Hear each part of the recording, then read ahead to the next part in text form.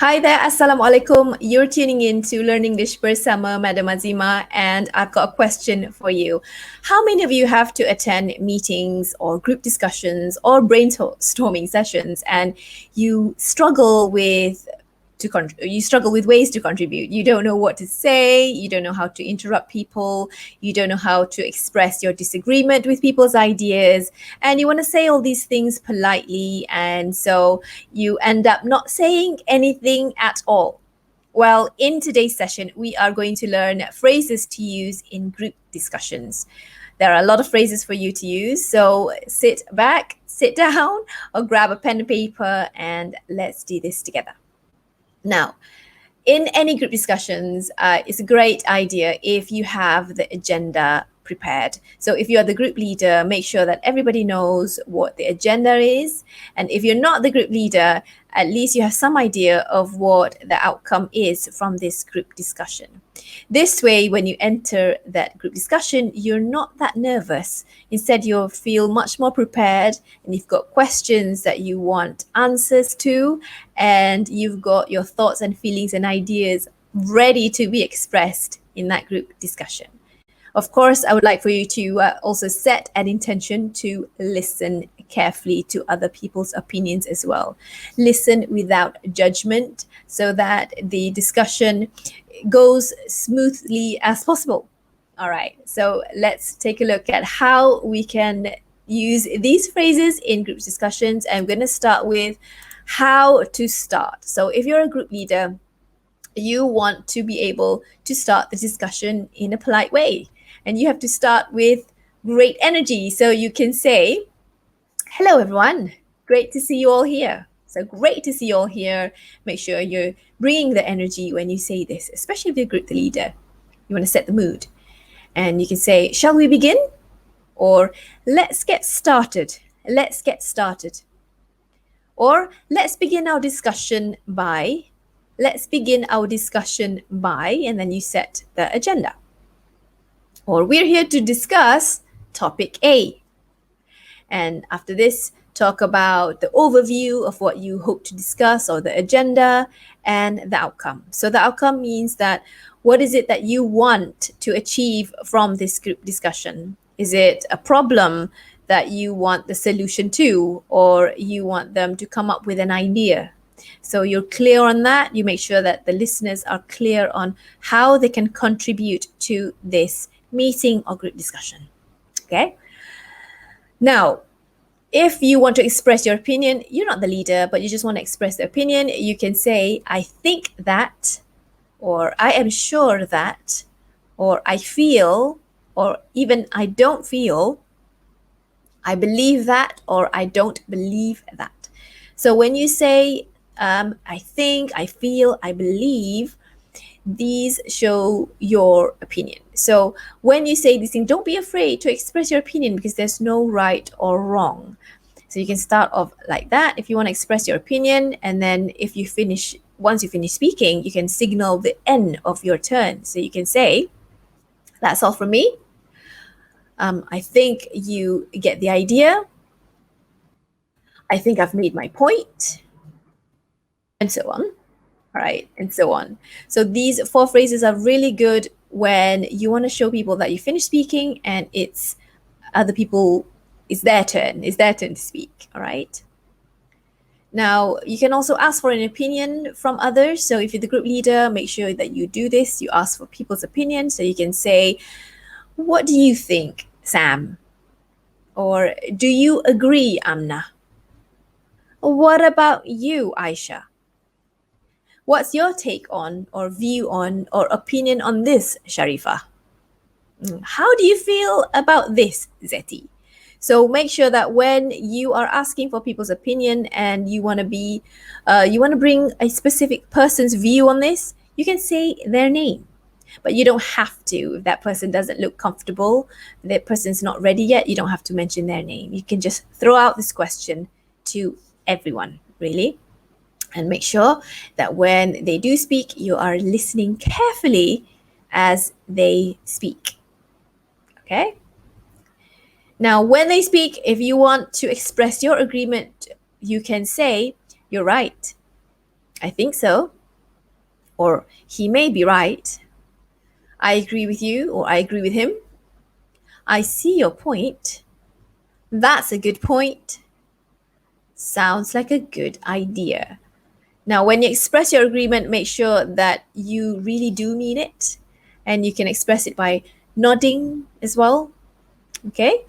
So, what if you feel confused? Do you want some people to clarify what they've just said? Sometimes you do need to get people to clarify, basically. So you can ask for clarification by saying, what do you mean by, what do you mean by, or could you explain that to me again? Could you explain that to me again? You could also apologize by saying, I'm sorry, I don't think I understand what you mean by. And number 4, you can say, may I know why you said, or you can say, I'm not sure I understand your point. Do you mean to say that? Or could you give an example? Could you give an example? So this is a great way for you to get them to elaborate a little bit more. So remember, you're doing this on behalf of the others there who probably don't understand and they want clarification as well. So you can be the one asking for that. Now, let's say a person has said something and you don't agree, or you want to reject an opinion, and you want to do this carefully, of course. You want to be very polite. So you could say, I see your point, but it's better for you to actually say, I see your point, and instead of using but, try to use and instead. So and is actually more powerful because you are enhancing their point rather than absolute rejection, absolutely rejecting their point of view. Or you could say, I understand your concern, but, and then you give them the happy news, because concern is negative. You're going to show them that you don't need to be concerned. But, with but, here you can use but. Number 3, you can say, that's interesting. So you give them something positive, but, and you want to add something better, you could do that. Or you have a good point, but, or you have a good point, and is actually better. Try to do that, and instead of but. Here's a bit of a warning. Never say things like, what a silly idea, or rubbish, or that's total nonsense. Never say these kind of negative words, because you will just offend people. And when you say these things, they're not going to listen to you. So don't say these negative phrases, even though the idea might be slightly rubbish, okay? So make sure. Now, there are other ways as well. You can express your disagreement. So you can say, I disagree, or I have to disagree, or I don't think that's a good idea, or the problem with that idea is. Now, be careful again with your tone of voice, how you come across, your body language. So make sure that you still seem positive when you express your disagreement, if possible. Now, there are instances as well when people are speaking and they go off topic, or you just need to interrupt because you don't understand. Now, you could interrupt by saying, I'm sorry to interrupt, but, so you can actually raise your hand if that's the culture. I'm sorry to interrupt, but, or before I forget,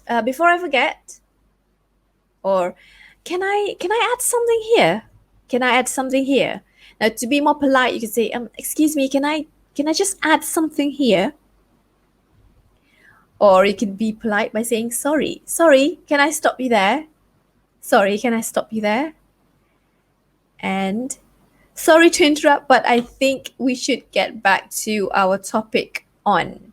So when you say this, it means that the people here are probably speaking off topic. So you want to get back to the topic at hand. So you can say, sorry to interrupt, But remember, when you are interrupting people, your voice has to be extra loud.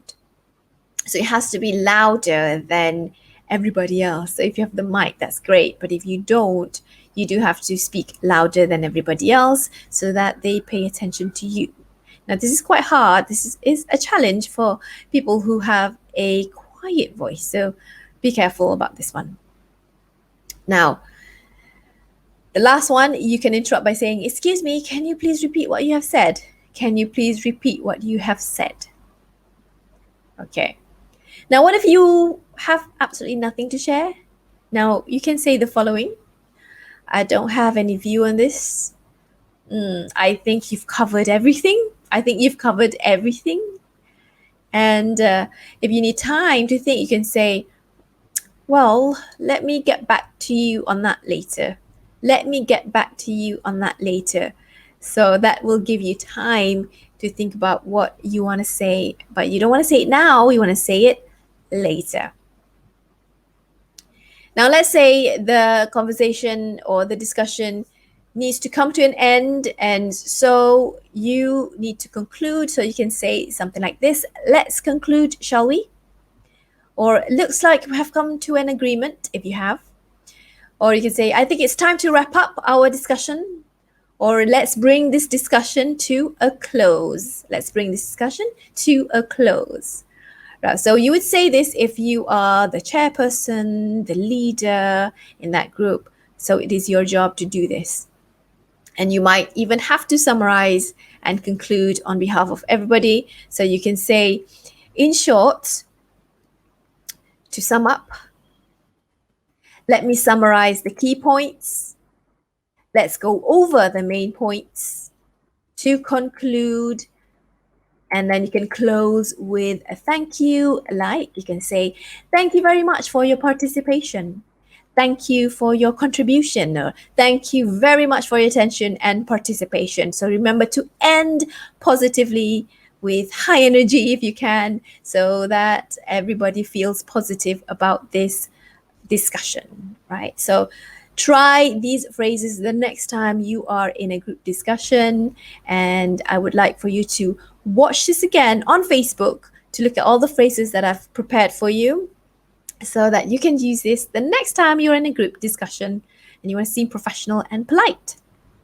So, guys, that's it. That's all the time we have on this session. Learn English Bersama Madam Azimah. Catch me again next time on Wednesday, 12:15 p.m. So you can catch me on Manis FM Facebook page or on Manis FM Gaya Pantai Timur. Thank you for watching. Bye.